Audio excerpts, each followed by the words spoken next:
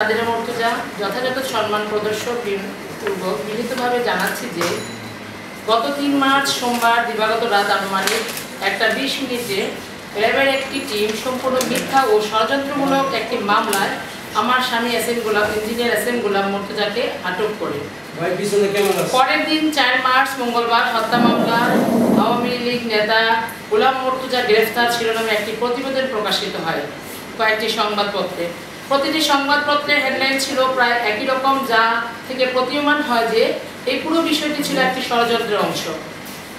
আমি দৃঢ়তার সঙ্গে জানাচ্ছি যে এস এম গোলাম মর্তুজা সরকার কখনো আওয়ামী লীগের কোনো অঙ্গ সংগঠন সহযোগী কোনো সংগঠনের সাথে জড়িত নন, বরং তিনি এবং তার পরিবার ঐতিহ্যগতভাবে বিএনপি রাজনীতির সাথে জড়িত।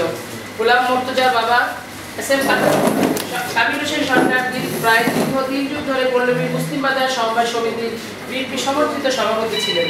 তার বড় ভাই S M Golam Mostafa master পল্লবীর 2 নং ওয়ার্ড বিএনপির সাবেক সভাপতি এবং সম্প্রতি তিনি মুসলিম বাজার ব্যবসায়ী সমবায় সমিতির নির্বাচনে সর্বাধিক ভোটে নির্বাচিত সাধারণ সম্পাদক। প্রকৌশলী গোলাম মর্তুজা 24 জুলাই আগস্টের গণ আন্দোলনের সময় ছাত্র জনতার পক্ষে সমর্থন দিয়ে আন্দোলন সফল করার জন্য বিভিন্নভাবে সহযোগিতা করেছেন।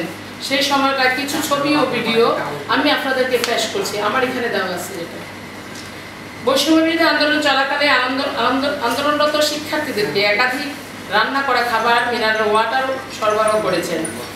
5 আগস্টের পর ছাত্রদের ট্রাফিক নিয়ন্ত্রণ নিয়োজিত থাকাকালে তিনি তাদের মধ্যে খাবার ও পানি সরবরাহ করেছেন। এছাড়া দেয়ালে গ্রাফিক অঙ্কনের সময় নানা ছাত্রছাত্রীদের রং তুলিও সরবরাহ করে উৎসাহিত করেছেন।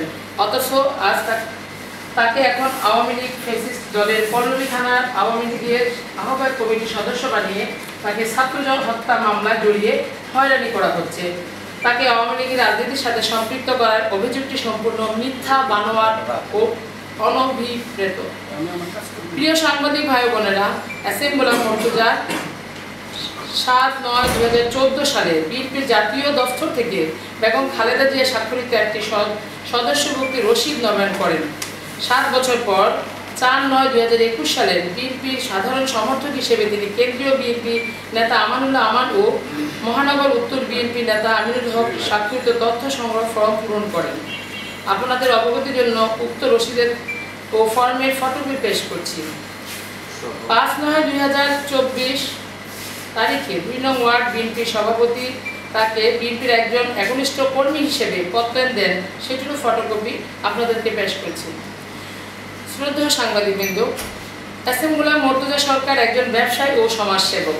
গত 30 বছর ধরে কঠোর পরিশ্রম ও সততার মধ্যে দিয়ে সরকার প্রপার্টিজ ও আইডিয়াল লিমিটেড নামে 2টি কোম্পানি ব্যবসা প্রতিষ্ঠান গড়ে তুলেছেন তিনি।